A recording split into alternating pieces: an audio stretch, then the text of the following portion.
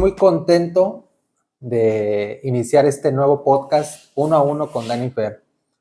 Antes de iniciar, quiero darles las gracias a todos los que han estado sumando a Dani Fer, a la comunidad de Dani Fer. Muchas gracias a cada uno de ustedes. Gracias también a aquellos que no están de acuerdo con este contenido, a aquellos que a lo mejor también son un poco duros en lo que se publica, a lo mejor con los invitados. Pero se trata siempre de aprender cosas nuevas, perspectivas nuevas, diferentes, y no siempre hablar de lo mismo. Y estoy muy contento porque hoy es algo sin precedentes para mí. Hoy voy a traer otra vez a un invitado, voy a repetir invitado, que estuvo conmigo hace 4 meses. Justamente el 28 de enero del 2026 grabamos. Y con ustedes, un invitado. La vez pasada hablamos sobre escatología, pero ahora vamos a hablar de otro tema. Con ustedes, el pastor Jesús Uresti. Pastor, muchas gracias otra vez por aceptar. Aplausos. Gracias. Buenas noches. 4 meses ya pasaron de aquella plática. 4 meses y todavía los videos siguen dándome guerra. Sigue habiendo comentarios. Híjole, oye, pero hubo comentarios buenos también.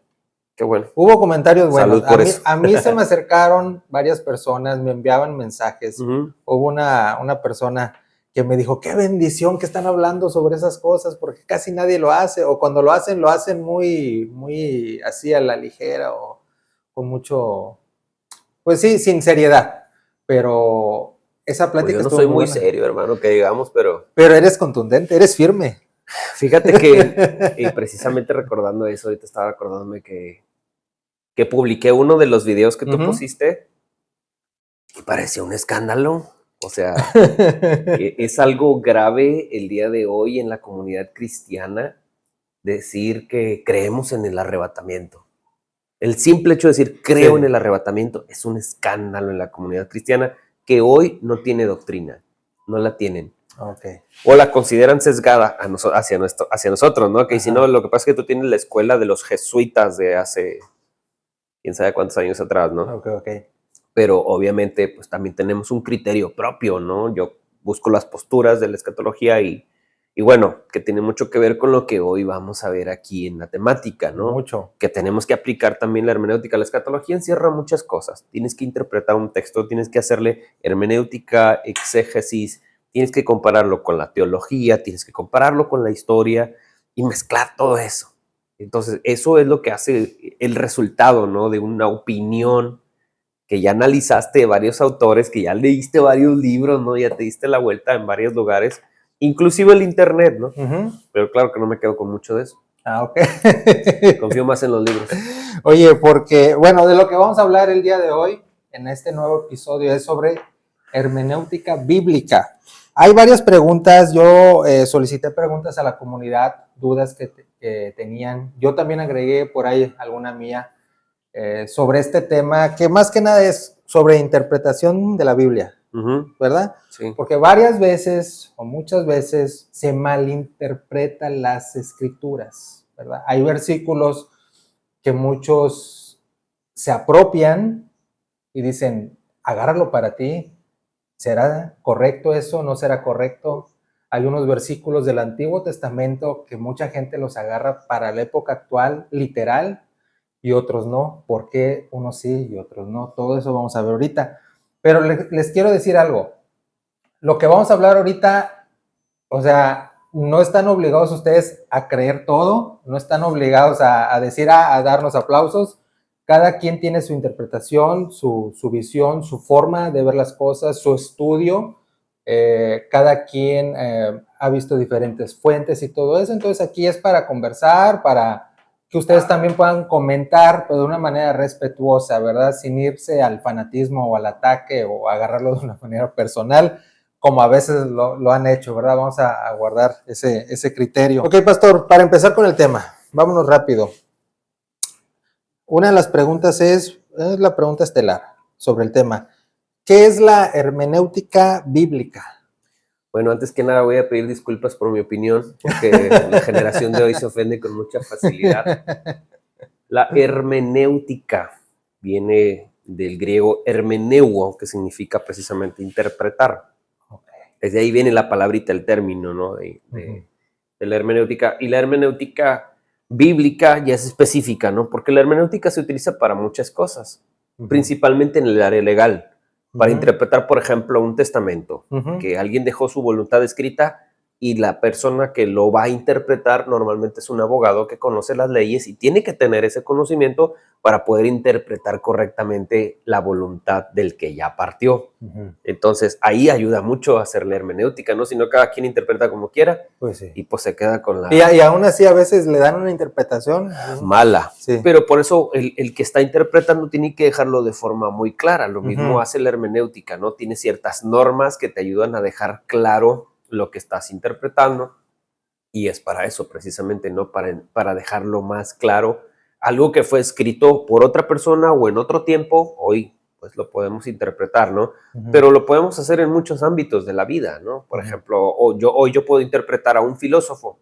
Lo que quiso decir, yo agarro las normas, se las aplico a un filósofo y puedo sacar cuál fue la idea principal del filósofo, ¿no? Que nos quiso decir para nosotros el día de hoy, cómo aplica para nosotros el día de hoy, que eso es lo que hace la hermenéutica. Okay. Que es muy diferente a lo que hace la exégesis, ¿verdad? La exégesis es diferente y la mayoría no hacemos exégesis, hacemos una eisegesis. Sí, también. Creo que eso es cuando le das una interpretación errónea, ¿no? Muy propia. Muy propia. Una eisegesis es que yo entendí esto y eso lo hacemos a menudo, ¿no? Todo el mundo agarra la Biblia y dice, lo que yo entendí fue esto. Nosotros tenemos reuniones los miércoles de oración en las casas y leemos la Biblia. Llevamos un orden, ¿no? Empezamos con los evangelios, luego las cartas. Y en las cartas de Pablo hay mucho que interpretar, porque usa términos, aunque está hablando en un griego común o un griego koiné, que es el lenguaje en que Pablo escribió, no es lo mismo que el griego clásico que está escrito en la carta a los hebreos, por ejemplo. No es lo mismo Filipenses que Hebreos, no es lo mismo Corintios que Hebreos. La forma de escrito es muy diferente. El griego koiné es algo para que todo el mundo entienda. Y el hebreo clásico que está en la carta a los hebreos, perdón, el griego clásico que está en la carta a los hebreos, es para que un judío lo entienda. Está en un nivel muy elevado, ¿no? Okay. Es más difícil de entender, si lo quieres ver así. Y mucha gente que lee hebreos no entiende lo que está leyendo, porque es todo el Antiguo Testamento y que tiene que ver con Jesús. Entonces hay gente que conoce a Jesús, pero no conoce el Antiguo Testamento. Entonces, pero Jesús está en todo el Antiguo Testamento. El que ya leyó toda la Biblia, pues lo entiende con facilidad, ¿no? Así es. Pero si nada más te vas a la pura carta a los hebreos, dices, pues, ¿qué estoy leyendo, no? ¿Quién es Moisés? ¿Quién es Josué? Y como que no le encuentras mucho. Pero sobre todo, el lenguaje, okay, ¿no? Que se utiliza. Y bueno, nosotros en los miércoles de oración les preguntamos, ¿no? ¿Con qué te quedas a la gente? Y la gente agarra un versículo y lo interpreta a su manera. Y está bien. Está bien que lo hagan, porque es un ejercicio que todo el mundo tiene que hacer. El Espíritu Santo usa el sentido común. Usa el sentido común y te hace entender lo que está ahí y es bueno para ti. El problema es cuando tú quieres torcer eso que está ahí, ¿no? Y ni siquiera el sentido común vas a usar. A ver, creo que ya te estás adelantando. A ver. Muy bien. A ver, esa es la hermenéutica. Ahora, explícanos la exégesis. La exégesis... Te lo voy a explicar con la diferencia entre una y otra. Ándale, o la diferencia. Sí, es mejor la diferencia, ¿verdad? Porque, por ejemplo, la hermenéutica trata de descubrir qué quiere decir para hoy el texto y la exégesis trata de descubrir qué quiso decir el autor en su tiempo, con su contexto, con su historia, con la gramática y con su contexto histórico, ¿no? Y la hermenéutica usa lo mismo, pero para decirte qué quiere decir el día de hoy. Actualmente. Ajá. Entonces esa es la diferencia entre una y otra, ¿no? Muy bien, muy bien. Y bueno, la exégesis es más profunda que la hermenéutica todavía, porque considera todo eso. Aunque la hermenéutica usa más herramientas comunes para textos generales, por ejemplo, hay normas para la interpretación bíblica, como la que todos conocemos, ¿no? Un texto sin su contexto es un pretexto. O sea, no puedes agarrar el texto, sacarlo de ahí y decir, esto es lo que quiere decir para mí. No puedes hacer eso nada más, porque te estarías brincando la exégesis, ¿no? ¿Qué quiso decir el autor? ¿A quién se lo dijo? ¿Por qué lo dijo? ¿Qué estaba pasando cuando lo dijo? ¿Cuál es el contexto histórico? ¿Cuál es el contexto teológico? ¿Qué dice el griego? ¿Qué dice el hebreo?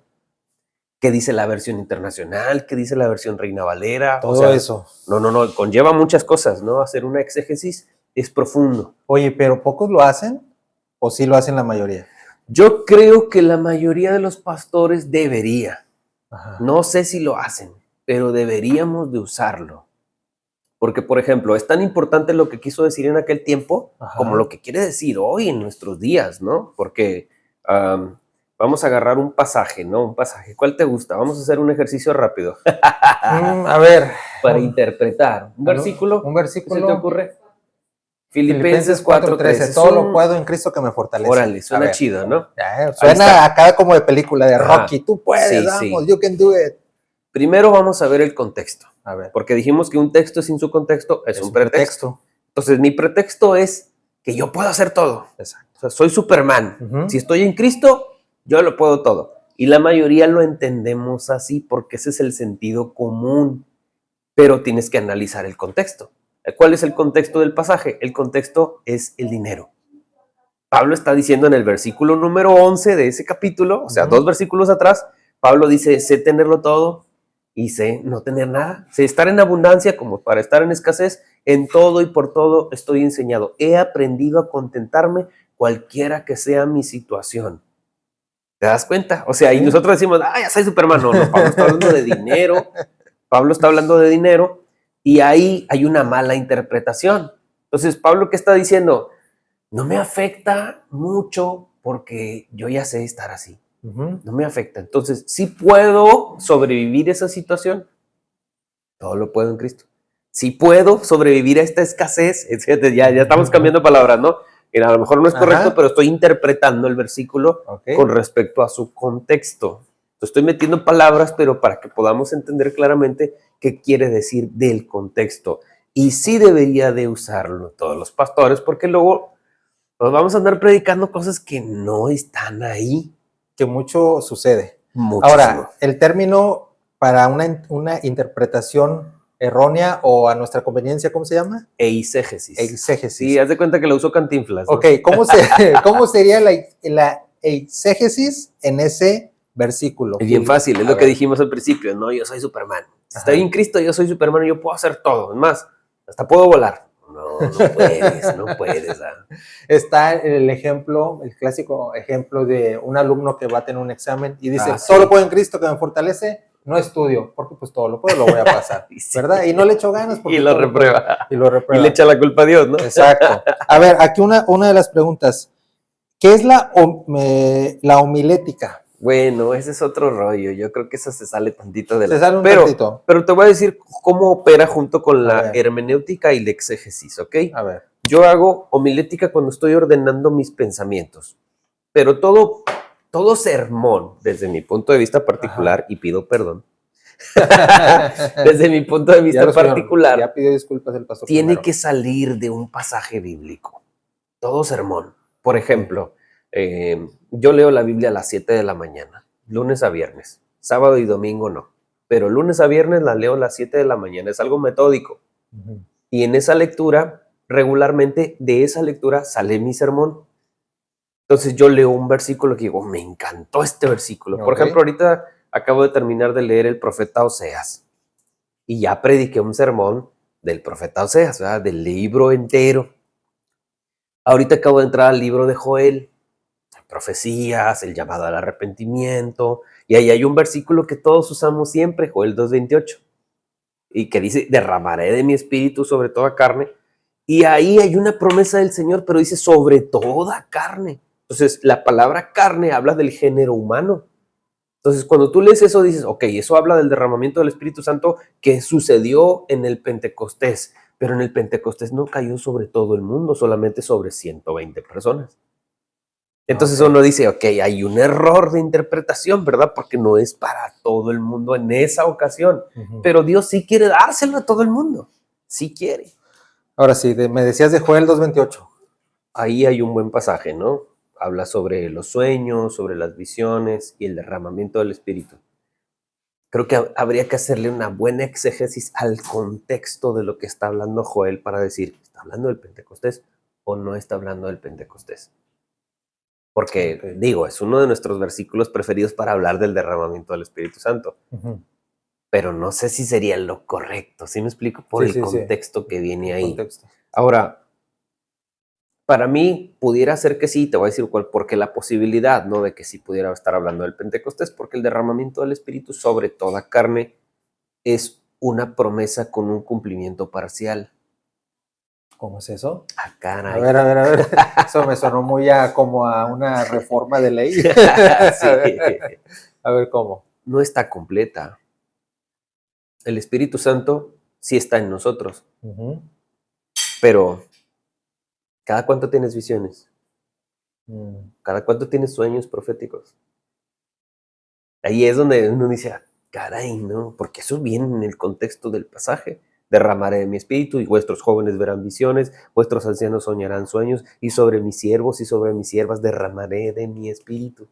Pues fíjate, ya hay 3 divisiones naturales. Homilética, esa está en mi cabeza de forma automática. Ujú. Mi homilética dice, ya tengo 3 puntos. ¿Cómo voy a hacer mi introducción? Está ahí en la homilética, ¿verdad? La homilética te hace ordenar tu pensamiento. Ok. La homilética es el arte de preparar y presentar un sermón. Eso es la homilética. Entonces, ¿qué hago yo? Ordeno mi pensamiento, ¿no? Ya agarré 3 puntos Ujú. que salen del mismo texto, que ya sería un sermón textual, que es de mis favoritos. Ya están ahí los 3. ¿Qué hago? Agarro el contexto histórico para entrar a los 3 puntos y hago una conclusión de ello. Eso es homilética básica. ¿Eso lo ven en el Instituto Bíblico también? Sí, no, yo lo enseño en la iglesia también. Ah, eso es todo, muy bien. Mi Bueno, esposa está dando un cursito ahorita de homilética. ¿a Bueno, ya poco? acabó. Voy a empezar yo con uno de hermenéutica. Ok, vimos hermenéutica, exégesis Y homilética. y homilética. Rapidito. Una de las preguntas que me hicieron llegar es, ¿qué autores se basan para hablar sobre hermenéutica? Me imagino que es para ti, para el invitado, porque las preguntas son para el invitado. ¿En qué autores te basas para hablar sobre hermenéutica? Ok. O que recomiendes, ¿verdad? También. Mira, precisamente por eso me traje mis libros. A Este es ver. uno de los que yo recomiendo. No es comercial, ¿verdad? Pero este es uno de los que yo recomiendo Ok. para la cuestión básica de la hermenéutica. Este se llama Claves de Interpretación. El autor es Tomás de la Fuente. Es uno de los más simples y sencillos de entender. Ok. Hay más complicados, ¿verdad? Que Ujú. usan términos muchísimo más elevados. Pero es el que yo llevé en el Instituto Bíblico y es el nivel básico y con el que yo enseño hermenéutica básica. Ok, ¿y los otros dos de qué son? Los otros 2, bueno, este habla sobre los cánones de cómo se formó la Biblia, el libro Siempre Nuevo, José Silva Delgado. Y este otro es más para apologética, habla de evidencias cristianas, argumentos para defender el evangelio. Ok, a Eso fue ver, porque se me atravesó. explica un poco qué es eso del canon, para los que no El sepan. canon, muy bien, qué El buena canon. pregunta, ¿verdad? La palabra canon significa regla. Ok. Los antiguos constructores utilizaban una regla precisamente para revisar si un muro estaba derecho. Ese era el canon, ¿verdad? Ujú. Si cumple con el canon, es que la regla la agarras y la pones en el muro, y si está derechito el muro con respecto a la regla, pasa. Pero si se ve chueco, no es canónico, vuélvelo a hacer. Esa era la utilización de la palabra canon, que significa regla. Okay. Y con respecto a la Biblia, se utiliza de forma diferente, ¿va? Porque hay ciertos criterios que un libro debe de cumplir para estar dentro del canon de las escrituras. La palabra canon significa regla. Pero entonces, ¿qué decimos nosotros? Es un libro reglamentario, si vamos a decirlo así, ¿no? Ujú. Para la iglesia. Hay gente que decía que los concilios eran los que determinaban si un libro era canónico o no, pero en realidad no era así. Lo que hacía que un libro fuera canónico era que la iglesia lo aceptara como canónico.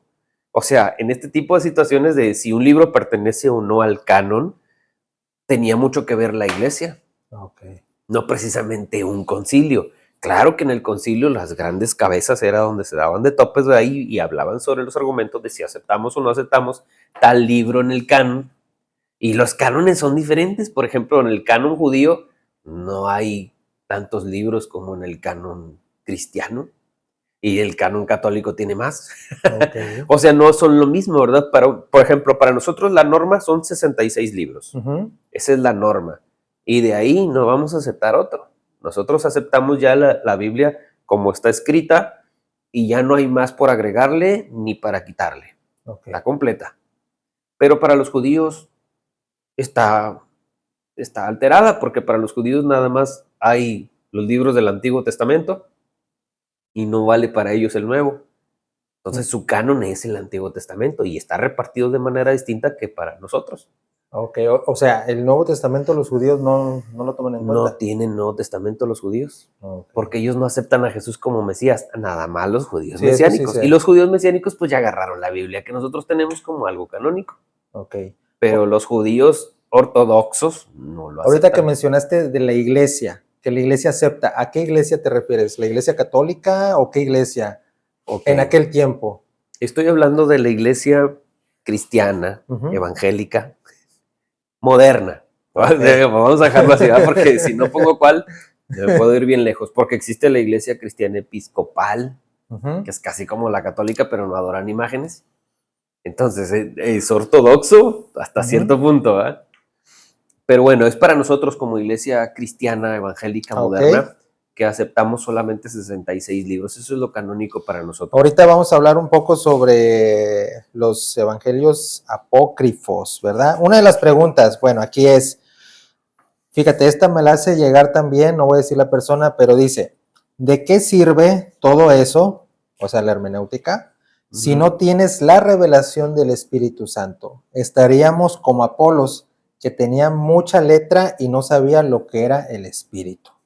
Bueno, primero que nada, que hay una aseveración que yo no sabría si aceptar o no. Ujú. Yo no sé si Apolos no tenía el Espíritu Santo. Porque de que el Ok. tipo tenía palabra, y para que alguien tenga palabra, Ujú. tiene que tener cierto toque del Espíritu, ¿no? Yo conozco muchos oradores que son buenos, pero no hacen milagros. No todo el mundo que predica toca y sana a la gente.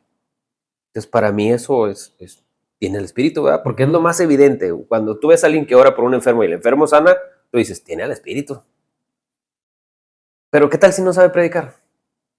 O sea, puede haber esa combinación, ¿no? Puede Ok, existir. ya. Existe, de hecho, existe. Yo conozco personas que no saben O predicar, sea, puede pero haber personas que tengan el don de sanidad, pero no saben predicar o no no saben. predican. Exacto, exacto. Sí, sí lo hay. Sí hay. Ya. Y también hay gente que sabe predicar muy bien, pero no puede orar por un enfermo para que sane porque no tiene ese don. No le fue dado. Un temazo también, No le eso de fue los dado, dones. ¿verdad? O Sí, sea, sí, sí, sí. de los dones es otro Sí. rollo. Pero el punto aquí es que yo no sé si Apolos no tenía el espíritu, yo pienso que sí, yo pienso que sí, porque por ejemplo, pienso que Juan el Bautista lo tenía, Ujú. porque la Biblia dice en el Evangelio que cuando la criatura, cuando saludaron a María, la criatura saltó adentro del vientre, y ese era Juan el Bautista, estaba dentro del vientre cuando saludaron a María y brincó, yo dije, es pentecostal. Pero el punto de esa historia para mí es que fue lleno del espíritu, aquella Ajá. mujer. Entonces lo que estaba dentro también. Juan el Bautista. Ahora, Juan el Bautista no hizo ni un solo milagro, ni uno solo. Y para mí estaba lleno del espíritu, Ujú. porque su forma de predicar, para mí, es de alguien que está lleno del espíritu. Tenía valentía, podía demandar el pecado de la gente sin sentir remordimiento y les gritaba sus Entonces, verdades. podemos decir que una persona puede estar llena del Espíritu Santo, pero no precisamente significa que va a ser un milagro. Exacto. Ya está. Sí, Muy sí, bien. sí. Muy bien. Muy bien, yo creo que es lo que se refería a esta persona que nos puso eso, ¿verdad? Sí. Creo que está respondida, creo que sí. Esta pregunta, no sé si tenga relación, pero A me ver, la pusieron ahí. échala. ¿Por qué las alabanzas no tienen denominación? Creo que sí la entiendo. A ver, ¿por qué Sí, las alabanzas yo no creo que tienen sí denominación? tienen. Últimamente somos muy dados a la crítica y yo creo que sí tienen denominación. Pero pienso que lo dicen tal vez porque todo el mundo las usa, ¿no? Por Ajá. ejemplo, los evangélicos escribimos canciones que ahora los católicos usan. Sí. Y luego, de entre los mismos pentecostales clásicos salió otro movimiento que es el neopentecostalismo moderno. Y Ujú. el neopentecostalismo moderno tiene muy bonita música. Nosotros crecimos con esa música de Ujú. Marco Barrientos, Marcos Witt Sí, y sí. todos los Marcos, ¿no? Marcos Vidal y Marcos Brunet, o sea. Marcos Vidal, Pero luego Marcos. entró otra onda que es el worship. ¡Oh! ¿Cómo Entonces, anda ahorita eso, eh, entonces, pero eso de dónde vino, ¿no? ¿De dónde vino? De las iglesias neopentecostales modernas. Y mucha gente dice, no, a mí eso del worship no me gusta. Yo prefiero los coritos y me quedo con los coritos, ¿no? Porque no tienen mucha Teología. teología, no tienen mucha inspiración, son pura repetición, son 3 acordes, se repiten y es puro pad. Ujú. Entonces, ¿Te gusta el worship? Ya, ahora saliéndonos un poquito del tema, así, entre comillas, o un paréntesis. ¿Sí te gusta, sí lo consumes el worship? lo consume, suena como una droga. Fíjate que Por ahí que pongas hay aquí, algunas, no sé. hay algunas ¿verdad? Sí. Que me gustan, que yo digo, esto suena padre, ¿no? Monte Santo, como David. David. Okay. Me gusta la música así movidita, alegre, por mi temperamento, yo soy sanguíneo. Entonces a un sanguíneo le gusta ese tipo de música, a un melancólico le gusta la música calmadita, quiere escuchar a Marcos Vidal. Ándale, más suavecita. Más suave, sí, lo usa para dormir, no sé. Pero el punto es que cada quien tiene sus gustos, ¿no? Por eso pienso que no tienen denominación, sino temperamento. Muy bien, la siguiente pregunta es la que me decías hace rato. Me dijeron, si Caín está vivo, ¿en dónde está? Uy, no sé por qué dijeron Caín. Yo supongo que hablaban de Enoc. Pero creo que aquí hay una, a ver, ella me dijo algo que cree porque dice. A ver, ella fue. Mira, tu cara de culpa. ¿Explica por qué? Porque cuando mató a Abel, le pusieron una marca. Sí, que le pusieron una marca porque tenía miedo de que alguien lo matara. Ajá. Entonces, según, bueno, dice que Dios dijo que habría como una maldición a la persona que intentara matarlo. Da a entender como que según... No se murió. No tuvo que morir de forma natural. Pero sí, yo creo que nadie lo mató. Murió de forma natural, pero nadie lo mató.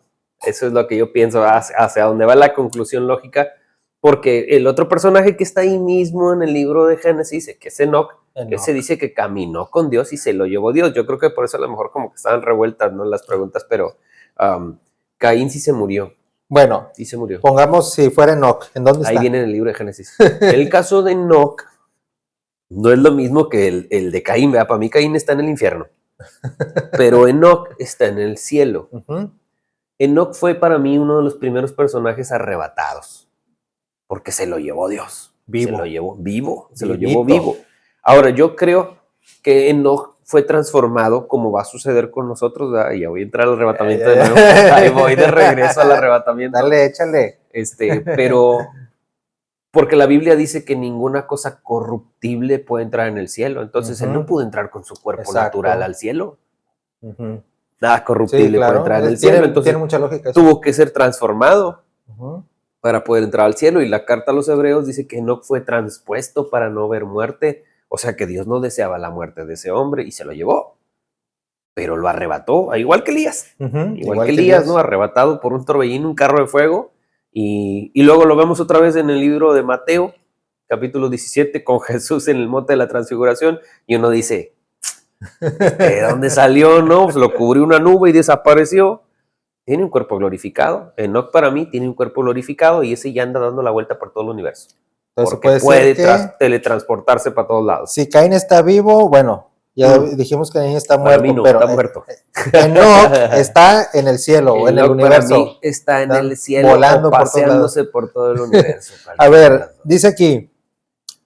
Dice, la hermenéutica viene del... Otra pregunta. La hermenéutica viene del dios griego Hermes. Dice, era un interpretador de mensajes divinos y de ahí parte la misma. Hay mucho engaño en esa arte. O sea, no está de acuerdo. Sí, no le gusta la hermenéutica ni el estudio, yo creo. Pero no coincido con el origen de la palabra, porque la palabra hermenéutica viene de un verbo en griego que es hermeneuo. Hermeneuo. Ajá, que precisamente significa interpretar, pero no viene del diosito con D minúscula griego, no viene de ahí, no coincido con el origen etimológico de la palabra que le está usando.